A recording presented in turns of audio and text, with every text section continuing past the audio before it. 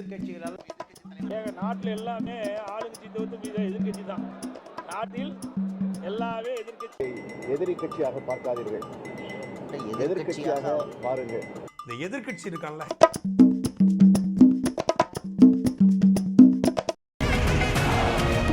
தமிழர் எழுச்சி பயணம் புயலா உருவாச்சே.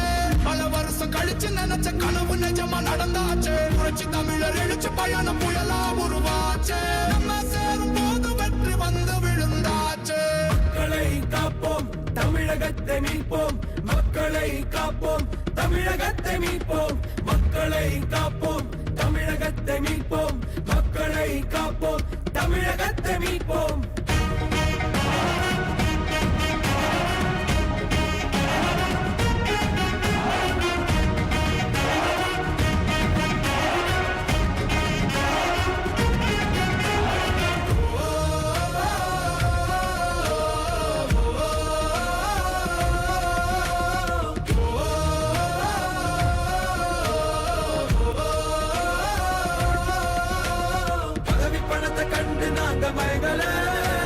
மக்கள் சிரிப்பு தானே இருக்கு மனசுல. வளர்ச்சிய கொடுத்தோமே சுரண்ட நினைக்கல. புரட்சி தலைவரோட தர்மம் மறக்கல. கீழடி தொடங்குனதும் ஊழல் அடங்குனதும் போதைய ஒதுக்குனதும் கல்விய பெருக்குனதும் மாணவன உயர்த்தினதும் குடிமரமத்த நாயகனும் EPS என்ன இருந்து மனுஷனானே. மாற்றம் காணத்தானே மக்கள் போராடி ஒரு பேர் காக்க வருது, அது எங்க எடப்பாடி. அதுல 27% நிறைவேற்றப்பட்டது. இன்னும் இப்பொழுது நிறைவேற்றப்பட்டு வருது. இந்த தொழிற்சாலை எல்லாம் கொண்டு வந்த அரசாங்கம் அண்ணா திமுக அரசாங்கம். அதன் மூலமா தான் வேலை கிடைச்சிட்டு இருக்குது. இன்னைக்கு ஸ்டாலின் பெருமையா பேசுறாருல்ல, அந்த பெருமைக்கு நாம் தான் காரணம். நாம விதை போட்டோம், செடி முளைத்தது, மரமாச்சு. இப்போ பூ பூத்து காயாயி பழத்தை இவர்கள் பறிச்சுட்டு இருக்கிறாங்க. இவர்கள் கொண்டு வந்த திட்டத்தினால தமிழ்நாட்டில் இருக்கின்ற ஏழைகளுக்கு, இளைஞர்களுக்கு வேலை கிடைக்கல. அனைத்து இந்திய அண்ணா திராவிட முன்னேற்ற கழக ஆட்சியில தொழில் முதலீட்டை ஈர்த்து, அந்த தொழில் முதலீட்டை ஈர்த்த காரணத்தினால தமிழகத்தில் பல தொழிற்சாலைகள் வந்த விளைவில் பல லட்சம் பேருக்கு வேலை கிடைச்சிருக்குது. தமிழ்நாடு பொருளாதாரத்தில் உயர்ந்த நிலைக்கு வந்திருக்குது. திராவிட முன்னேற்ற கழக ஆட்சியில தொழில் முதலீட்டு ஈர்த்ததா சொன்னாங்க. சட்டமன்றத்தில் நான் கேள்வி கேட்டேன், பத்திரிகையின் வாயிலாக அறிக்கை விட்டேன், ஊடகத்தின் வாயிலாக பேட்டி கொடுத்தேன். திரு ஸ்டாலினுடைய அரசாங்கத்தில் இருக்கின்ற தொழில்துறை அமைச்சர் அவர்களே, நீங்க வெள்ளை அறிக்கை விடுங்க. திராவிட முன்னேற்ற கழக ஆட்சியில எவ்வளவு புரிந்துணர்வு ஒப்பந்தம் போட்டீங்க, எவ்வளவு தொழில் முதலீட்டு ஈர்த்தீங்க, எத்தனை தொழில் தமிழகத்தில் வந்து இப்பொழுது தொடங்கப்பட்டிருக்கின்றது, எத்தனை தொழில் நிறைவு பெற்று வேலைவாய்ப்பு எவ்வளவு பேர் கிடைச்சு சொன்னா வெள்ளை பேப்பரை காட்டுறார், வெள்ளை பேப்பரை காட்டுறார். உண்மை அதுதான், ஒண்ணுமே நடக்கல. அதுதான் வெள்ளை பேப்பரை காட்டிட்டாரு, உண்மைத்தான் சொல்லி இருக்கிறார். ஆக ஒரு பிரதான எதிர்கட்சி மக்களுடைய கேட்கிறார்கள், மக்களுடைய பிரச்சனை மக்கள் கேட்கின்றார்கள். மக்கள் கேட்கின்ற அந்த கேள்வியின் அடிப்படையில் தான் பிரதான எதிர்க்கட்சி என்ற முறையில் நாங்கள், இளைஞர்கள் கேட்கின்றார்கள், பொதுமக்கள் கேட்கின்றார்கள், தமிழகத்தில் எவ்வளவு தொழில் வந்தது, எவ்வளவு முதலில் ஈர்க்கப்பட்டீங்க, அதனுடைய நிலை என்ன, எவ்வளவு பேருக்கு வேலை கிடைத்தது, அதை சொல்ல வேண்டிய கடமை ஆளுங்கட்சி. ஆனால் அவர்கள் பொய்ய சொல்லி சொல்லி மக்களை ஏமாற்றி, இளைஞர்களை ஏமாற்றி வாக்குகள் பெறுவதுதான் குறிக்கோளாக இருந்து கொண்டிருக்கிறார் என்பதை நேரத்தில் சுட்டிக்காட்ட விளைகிறேன். அதோட எப்ப பார்த்தாலும் முதலமைச்சர் ஸ்டாலின் பேசுறார், இந்தியாவிலேயே முதன்மை முதலமைச்சர் ஸ்டாலினா. ஆமா, உண்மையை சொல்லி இருக்கிறார். எதுல? கடன் வாங்குவதிலே முதன்மையான முதலமைச்சர், கடன் வாங்குவதிலே முதன்மையான முதலமைச்சர். இந்தியாவில் பல மாநிலம் இருக்குது, இந்தியாவில் பல மாநிலம் இருக்குது, எந்த மாநிலத்திலும் இவ்வளவு கடன் வாங்கல. தமிழ்நாட்டில் தான் அதிக கடன் வாங்குறதுல முதல் மாநிலம் இந்தியாவிலேயே தமிழ்நாடு தான். இந்தியாவிலேயே கடன் வாங்குதல முதல் மாநிலம் தமிழ்நாடு. அந்த சாதனை தான் முதலமைச்சர் செஞ்சிருக்கிறார், வேற எந்த சாதனையும் இல்லை. எல்லாத்தையும் கடன்காரன் ஆக்கிவிட்டார். தமிழ்நாட்டில் இருக்கிற மக்கள் அனைவரையும் கடனாளி ஆக்கிடுதான் இந்த ஆட்சியினுடைய பெருமை. வேற ஒண்ணும் நடக்கல. இன்றைக்கு பாரத பிரதமர் நரேந்திர மோடி அவர்கள் பல்வேறு திட்டங்களை கொண்டாந்திருக்கிறாங்க. Make in India. இன்றைக்கு இந்திய நாடு வளர்ச்சி பெற்று பொருளாதாரத்திலே மேம்பாடு அடைய தமிழகம் இல்ல இந்தியா முழுவதும் மேக் இன் இந்தியா மூலமாக புதிய நிறுவனங்களை உருவாக்கி வேலைவாய்ப்பு உருவாக்குவதற்காக திட்டத்தை வகுத்து கொடுத்திருக்கிறாங்க. அது மட்டுமல்ல, இன்றைக்கு மெட்ரோ ரயில் திட்டம் கட்ட 2,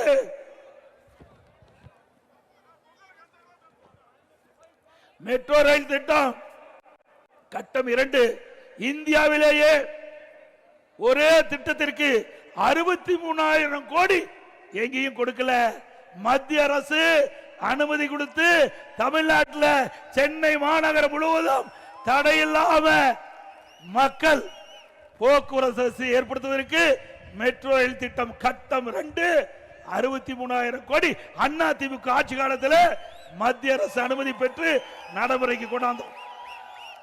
இன்றைய சோழிங்க நகர் தொகுதியிலேயோ இந்த மெட்ரோ ரயில் திட்டம் வருது. இந்த திட்டம் வருகின்ற பொழுது இந்த பகுதி மிகப்பெரிய வளர்ச்சி பெறும். நான் முதலமைச்சர் இருந்த பொழுது, அம்மாவுடைய அரசு இருக்கின்ற பொழுது மத்திய உள்துறை அமைச்சர் மரியாதைக்குரிய அமித்ஷா அவர்களை அழைத்து வந்து கலைவாணர் அரங்கிலே இந்த மெட்ரோ ரயில் திட்டம் கட்டம் 2க்கு அடிக்கல் நாட்டப்பட்டது. அண்ணா திமுக ஆட்சியிலே மிகப்பெரிய திட்டங்க. இந்தியாவிலேயே ஒரு திட்டத்திற்கு 63 கோடி எந்த மாநிலத்திற்கு கொடுக்கல, தமிழ்நாட்டுக்கு தான் கிடைக்கப்பட்டது. அப்படி அண்ணா திமுக ஆட்சியிலே சாதனை படைத்தோம். அது மட்டுமல்ல, அண்ணா திமுக ஆட்சியில ஒரே ஆண்டில் 12 அரசு மருத்துவக் கல்லூரி மருத்துவமனை கொண்டாந்தோம். மாண்புமிகு பாரத பிரதமரை சந்தித்து தமிழ்நாட்டு மக்களுடைய கோரிக்கை வச்சோம். இன்றைக்கு தமிழ்நாட்டில் பல மருத்துவக் கல்லூரிகள் வேண்டும் என்று கேட்டோம். அதுல முதற்கட்டமா 12 அரசு மருத்துவக் கல்லூரி மருத்துவமனை தந்த பிரதமர் பாரத பிரதமர் நரேந்திர மோடி அவர்கள். திராவிட முன்னேற்ற கழக அரசு வந்த பிறகு ஒரு அரசு மருத்துவமனை கொண்டாட முடிஞ்சதா? கொண்டாங்களா? அதுக்கு தில்லு திராணி தெப்பு வேணும். அண்ணா திமுக ஆட்சி கிட்ட பொழுது மத்திய அரசோடு இணக்கமா இருந்து தமிழ்நாட்டு மக்களுக்கு என்ன தேவை என்பதை உணர்ந்து மத்திய அரசிடம் கேட்டு 12 அரசு மருத்துவமனை கொண்டாந்தோம். மாண்புமிகு அம்மா இருக்கின்ற பொழுது 6 அரசு மருத்துவக் கல்லூரி மருத்துவமனை திறந்து அனைத்து இந்திய அண்ணா திராவிட முன்னேற்ற கழகம் 10 ஆண்டு ஆட்சி காலத்தில் 2011 2021 வரை சுமார் 17 அரசு மருத்துவக் கல்லூரி மருத்துவமனை கொண்டாந்து ஆயிரக்கணக்கான இளைஞர்களுக்கு மருத்துவ கல்வி கிடைக்க செஞ்சோம். இது அண்ணா திமுக சாதனை. 10 ஆண்டு அண்ணா திமுக ஆட்சி. அம்மா இருக்கின்ற பொழுது ஒரு சட்டக்கல்லூரி, அம்மாவுடைய அரசு, நான் முதலமைச்சர் இருந்த காலத்தில் அம்மாவுடைய அரசு 6 சட்டக்கல்லூரி கொண்டாந்தோம். ஆக 10 ஆண்டுல 7 சட்டக்கல்லூரியை திறந்து இன்றைக்கு ஏழை எளிய அடித்தட்டில் இருக்கிற மாணவர்களோட சட்டம் பயிலக்கூடிய வாய்ப்பை உருவாக்கி தந்தோம். 68 அரசு கலை மற்றும் அறிவியல் கல்லூரி 10 ஆண்டுல தமிழகத்தில் கொண்டாந்து இன்றைக்கு குறைந்த கட்டணத்தில் பட்ட படிப்பு படிக்கக்கூடிய சூழ்நிலையை நம்ம மாணவர்களுக்கு உருவாக்கி தந்தோம். பாலிடெக்னிக் கல்லூரி, ஐடி கல்லூரி, வேளாண்மை கல்லூரி, பொறியியல் கல்லூரி, கால்நடை மருத்துவக் கல்லூரி, ஆராய்ச்சி நிலையம் அத்தனையும் கொண்டு வந்தது அண்ணா திமுக ஆட்சி. ஆக கல்வியிலே புரட்சி மறுமலர்ச்சி ஏற்படுத்தியது அண்ணா திமுக அரசாங்கம். ஒரே ஆண்டு புரட்சி தலைவர் அம்மா இருக்கின்ற பொழுது 20,000 ஆசிரியர் ஒரே காலகட்டத்தில் சென்னைக்கு வரவழைத்து பணியாணை வழங்கிய அரசாங்கம் அண்ணா திமுக அரசாங்கம். ஆக கல்வியிலே அதிக நிதி ஒதுக்கீடு. பல துறை மாநிலத்தில் இருந்தாலும் கல்வி வளர்ச்சி பெற வேண்டும். ஒரு மாநிலத்தில் கல்வி எந்த அளவுக்கு வளர்ச்சி பெறுதோ அந்த அளவுக்கு பொருளாதார வளர்ச்சி பெறும். அந்த அடிப்படையில் தான் மாண்புமிகு அம்மா அவர்கள் தமிழகத்துடைய முதலமைச்சர் இருக்கின்ற பொழுது கல்விக்கு முன்னுரிமை கொடுத்தாங்க. கல்விக்கு அதிக நிதி ஒதுக்கீடு செய்யப்பட்டது. அதன் அடிப்படையில் தமிழகத்திலே கல்வி புரட்சி இருந்தது என்பதை எண்ணி பார்க்க வேண்டும். 2011 மாண்புமிகு அம்மா அவர்கள் தமிழகத்தினுடைய முதலமைச்சர் பொறுப்பேற்கின்ற பொழுது 100க்கு 32 பேர் தான் உயர்கல்வி படிச்சாங்க. 2019-20 மாண்பு அம்மாவுடைய அரசு இருக்கின்ற பொழுது 152 பேர் உயர்கல்வி படிச்சாங்க. இது அதிமுக சாதனை. ஸ்டாலின் அவர்களே, எனக்கு சேலஞ்சு பண்ணீங்க, நாங்க உங்களுக்கு சொல்றோம், இப்படி ஏதாவது ஒரு திட்டத்தை கொண்டாந்த இளைஞர்களுக்கு இன்றைக்கு தமிழ்நாட்டுக்கின்ற ஏழைகள், ஒடுக்கப்பட்டவர்கள், கிராமத்திலிருந்து நகர வரை சாதாரண குடும்பத்தில் பிறந்த மாணவ மாணவி, ஏழை குடும்பத்தில் இருந்த மாணவ மாணவி, அவர்கள் எல்லாம் உயர்ந்த கல்வி படிக்கக்கூடிய சூழ்நிலையை நாங்கள் உருவாக்கி தந்தோம். உங்களுடைய ஆட்சியில் இப்படி ஏதாவது திட்டத்தை கொண்டாந்து நிறைவேற்றப்பட்டிருக்குதா? அதே போல அம்பேத்கர் சட்டக்கல்லூரி இங்கதான் நான் கட்டி கொடுத்தேன். இந்த தொகுதியில் தான் கொடுத்திருக்கோம். இன்னைக்கு அது மட்டும் இல்ல, இன்னைக்கு படித்த இளைஞர்களுக்கு வேலைவாய்ப்பு உருவாக்கி தந்தோம். தொழிற்சாலை நிறுவி படித்த இளைஞர்களுக்கு பட்டப்படிப்பு படிக்கக்கூடிய சூழ்நிலையை உருவாக்கி தந்த அதிமுக அரசு. அது மட்டும் இல்ல, சாதாரண மக்களுக்கு கூட நல்ல சிகிச்சை அளிக்க வேண்டும் என்பதற்காக அம்மா மினி கிளினிக் கொண்டாந்தோம். 2000 அம்மா மினி கிளினிக், 2000 அம்மா மினி கிளினிக். அதையும் மூடு விழா செய்துட்டீங்க.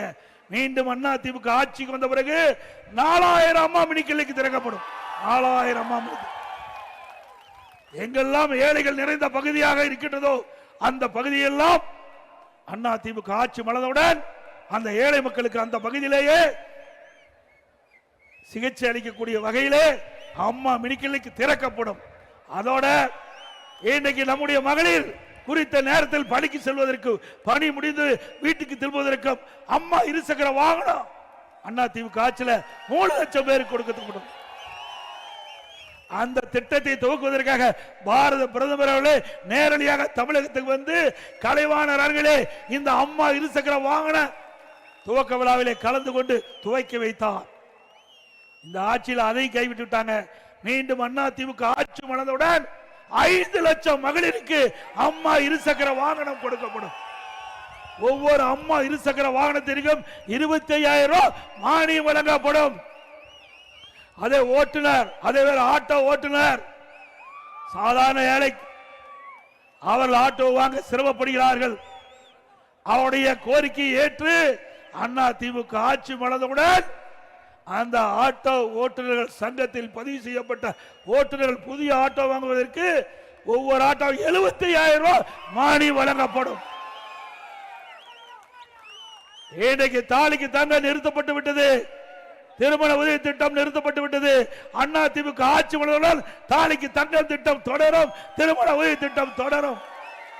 இந்த திருமண உதவி திட்டத்திலே இடம்பெறுகின்ற மணமகளுக்கு பட்டு புடவை வழங்கப்படும், மணமகனுக்கு பட்டு சேலை வழங்கப்படும். அதோட ஒவ்வொரு தீபாவளி என்றும் நம்முடைய சகோதரிகளுக்கும் தாய்மார்களுக்கும் அருமையான சேலை வழங்கப்படும்.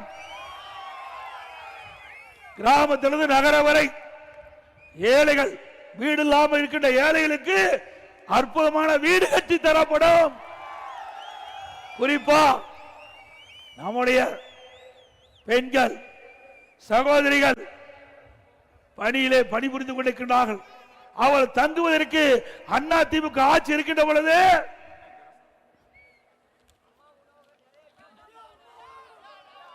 தனியார் அலுவலகத்தில் பணிபுரிகின்ற பெண்களுக்கு சென்னை, மதுரை, கோவை, திருச்சி 10 இடங்களில் அன்னை தெரசா மகளிர் தங்கும் விடுதி கட்டி கொடுத்தோம். மீண்டும் அதிமுக ஆட்சி மலர்ந்தவுடனே இந்த பக்கம் ஐடி நிறுவனம் அதிகமா இருக்குது.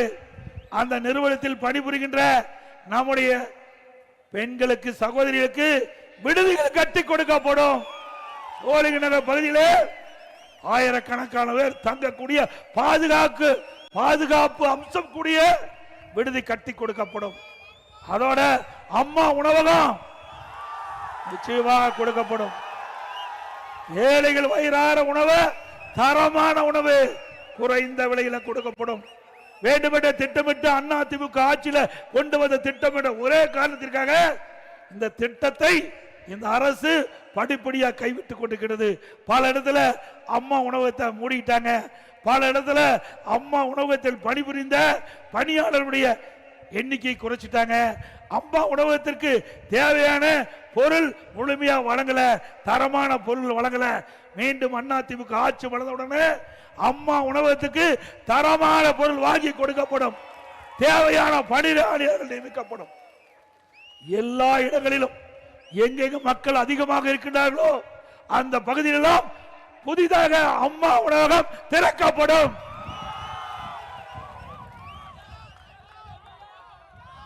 இன்றைக்கு இந்த ஆட்சியில பாத்தீங்கன்னா விளம்பர மாடல் ஆட்சி, போட்டோ ஷூட், தினம் ஒரு பேர் வைப்பாரு, தினம் ஒரு அறிவிப்பு, அதோட முடிஞ்சு.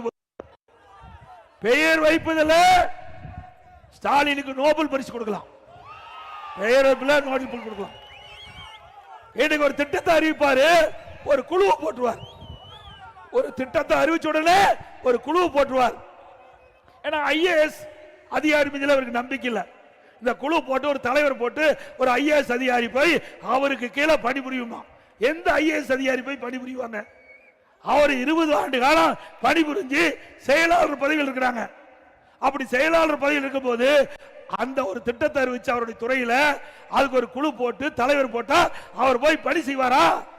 எல்லா பயிலையும் சுழிச்சு அப்படியே தன்னை அப்படி இப்படி கிடப்புல கிடக்குது. சுமார் 52 குழு போட்டிருக்காங்க. 52 குழுவும் கிடப்புல கிடக்குது. இந்த ஆட்சியுடைய லட்சணத்தை பாருங்க. அது மட்டும் இல்ல, திரு ஸ்டாலின் அவர்கள் நிதி மேலாண்மை அதுக்கு ஒரு நிபுணர் குழு போட்டார், நிபுணர்களை நியமிச்சார்.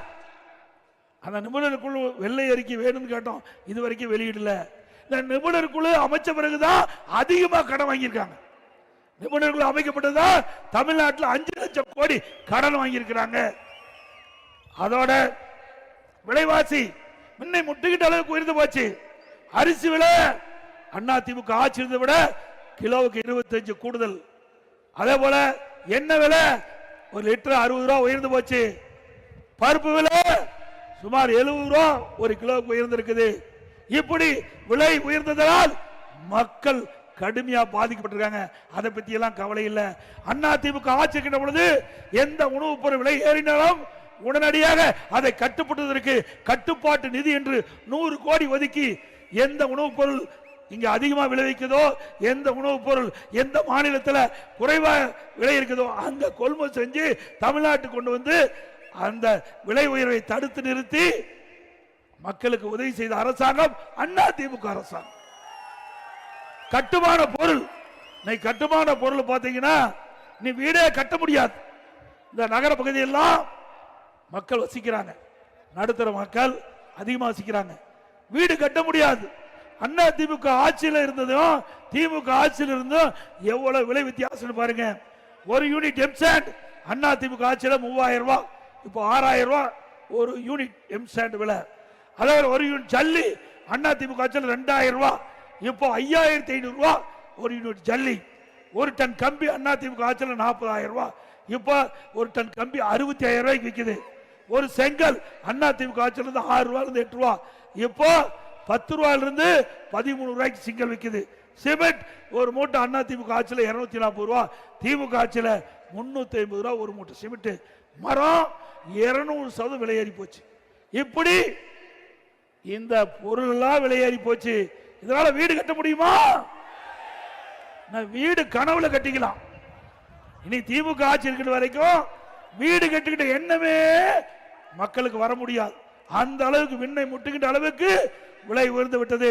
திராவிட முன்னேற்ற கழக தேர்தல் அறிக்கையில் குறிப்பிட்டாங்க, இந்த இதை அத்தியாவசிய பட்டியலில் சேர்க்கப்பட்டு விலை உயர்ந்த பொழுது கட்டுப்படுத்தப்படும் என்று தேர்தல் அறிக்கையில் குறிப்பிட்டீங்க. நான் சட்டமன்றத்தில் கேட்டேன், இப்படி இந்த கட்டுமான பொருட்கள் விலை தாறுமாறா ஏறி போச்சு, அதை நீங்கள் குறிப்பிட்டவாறு இது அத்தியாவசிய பட்டியலில் சேர்க்கப்பட்டு நடவடிக்கை எடுத்து இந்த விலையை குறைங்கன்னா எந்த பதிலும் இல்லை. ஏன்னா எல்லாம் லஞ்சம் வாங்கிட்டு இருக்காங்க. கொஞ்சம் லஞ்சம் இல்லைங்க, கொள்ளையடிச்சிட்டு இருக்கிறாங்க. இன்றைக்கு ஜல்லி கிருசர் வைத்திருக்கிறவர்கள் ஒரு ஏக்கருக்கு 3 லட்சம், அதே போல கிருசருக்கு 10 லட்சம், ஸ்டாக் யார்டு இருந்தா 5 லட்சம், அப்படி ஒரு கிரசர் வச்சிருக்க 20 லட்சம் ரூபாய் லஞ்சம் கொடுத்தா தான் அந்த கிரசருக்கு பர்மிட் கொடுக்கறாங்க, இல்லைன்னா பர்மிட் கொடுக்கல. கோயம்புத்தூர்ல 4.5 கோடி வாங்கியாச்சு, 4.5 கோடி ஜல்லி கிரசர்கிட்ட அந்த உரிமையாளர்கள் வசூல் பண்ணியாச்சு.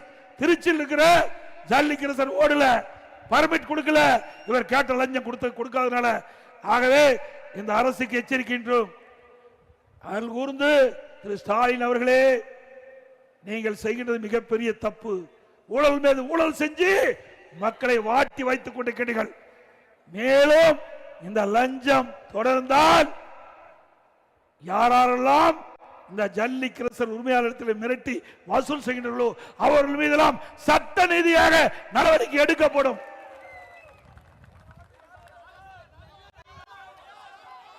அது மட்டுமல்ல, இன்றைக்கு திராவிட முன்னேற்ற கழக ஆட்சிக்கு வருவதற்கு முன்பு மின் கட்டணத்தை உயர்த்த ஏற்ற மாட்டோம், சொத்து வரி உயர்த்த மாட்டோம் சொன்னாங்க. இப்ப செஞ்சாங்களா? மின் கட்டணம் 67% உயர்ந்து போயிட்டது. மாதந்தோறும் மின் கட்டணம் கணக்கிட்டு சொன்னாங்க, செஞ்சாங்களா? அதோட கடை வச்சிருந்தா பீக்கவர் டபுள் சார்ஜ் போடுறாங்க. அதோட வீட்டு வரி 100% உயர்ந்து போச்சு மாநகராட்சி, நகராட்சி பகுதி, பேரூராட்சி பகுதியில். அதோட இன்றைக்கு கடை வச்சிருந்தா 150% வரி. இப்படி வரி போட்டு மக்களை வாட்டி வதைக்கின்ற அரசாங்கம் தொடர வேண்டுமா? குடிநீர் வரி, குப்பைக்கு வரி போட்ட ஒரே அரசாங்கம் திமுக அரசாங்கம். அது மட்டுமல்ல, சென்னை மாநகராட்சியில் அந்த டாய்லெட் அதுல பல கோடி ரூபாய் ஊழல் செஞ்சிருக்கிறாங்க. அண்ணா திமுக ஆட்சி வந்த உடனே அதையெல்லாம் விசாரித்து இதில் யாரெல்லாம் சம்பந்தப்பட்டார்களோ அவர்கள் மீதெல்லாம் உரிய நடவடிக்கை எடுக்கப்படும். அதோட இன்றைக்கு பத்திரப்பதிவு கட்டணம் உயர்த்தியாச்சு. பத்திரப்பதிவே செய்ய முடியாது. இதெல்லாம் மாநகராட்சி பகுதிக்கு உட்பட்ட பகுதி. நிறைய பேர் வீட்டு நிலம், மனை நிலம் வாங்குறீங்க.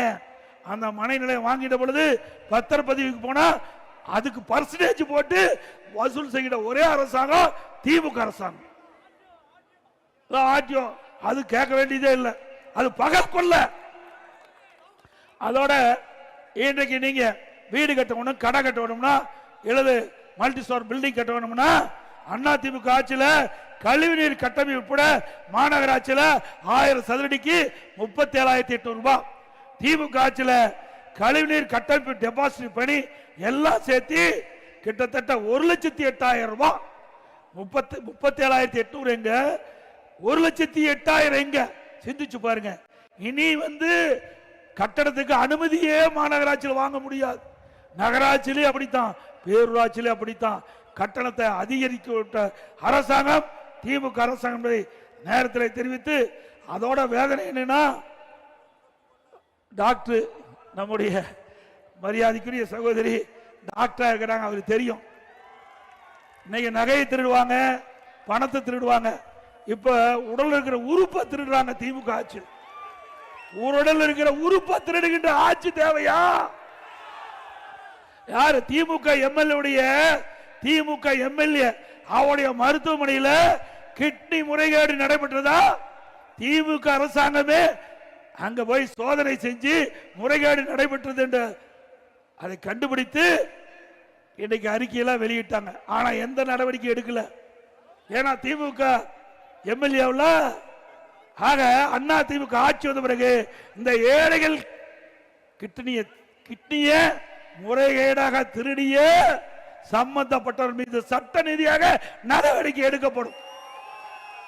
இது கேவலமான ஆட்சி இல்ல.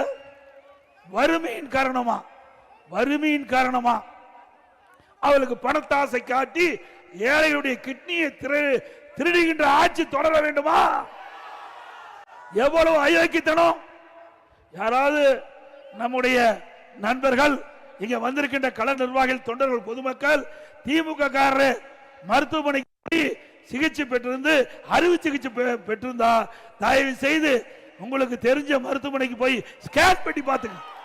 ஏன்னா உள்ள உறுப்பு இருக்குதா தெரிஞ்சுக்கணும். அவ்வளவு மோசமான ஆட்சி தமிழகத்தில் நடைபெற்றுக் கொண்டிருப்பதை நாம் எண்ணி பார்க்க வேண்டும். எப்ப பார்த்தாலும் ஸ்டாலின் நிதியில்ங்கிறார். கார் பந்தை நடத்துறதுக்கு நிதி இருக்குது. அப்பா மேல அப்பா பெயர்ல பேனா வைக்கிறதுக்கு நிதி இருக்குது. எழுதாத பேனாவை நடுக்கடல கொண்டு வைக்க வேணுமா? யாருடைய பணம்? உங்களுடைய வரி பணம். இது தேவையா? உங்களுக்கு பேனா வைக்கணும்னு விருப்பப்பட்டா எழுதாத பேனாவை எங்க வச்சா என்ன? ஒரு 2 கோடி ரூபாயில உங்க அப்பா நினைவிடத்துக்கு முன்னாலே வைங்க, வேண்டாம்னு சொல்லல. அதற்கு போய் 82 கோடி ரூபாய் செலவு செய்யணுமா? யாருடைய பணம்? மக்களுடைய வரி பணம். இப்படி ஊதாரித்தனமாக செலவு செய்கின்ற அரசாங்கம் தேவையா? ஆக திட்டத்திற்கு பணம் இல்ல, பல திட்டங்கள் முடங்கி இருக்குது.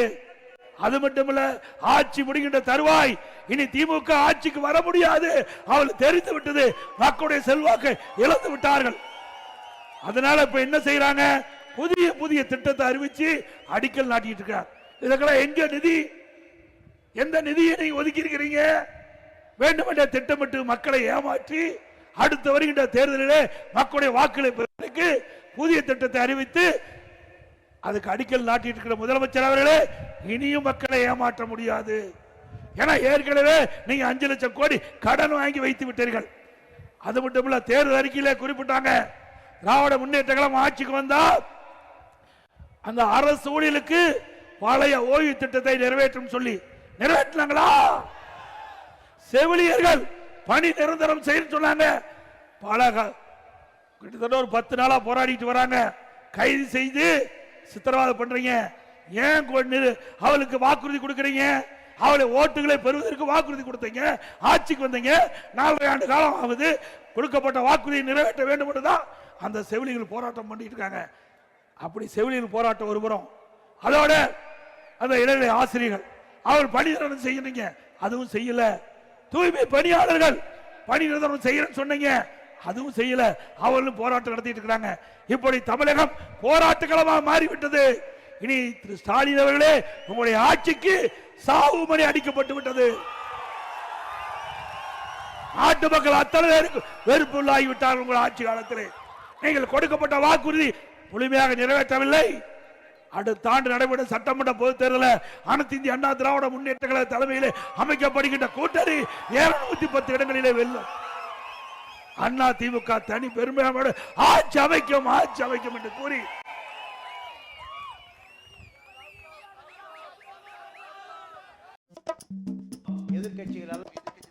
நாட்டில் எல்லாமே ஆளுங்கட்சி தவிர்த்து எதிர்கட்சி தான்.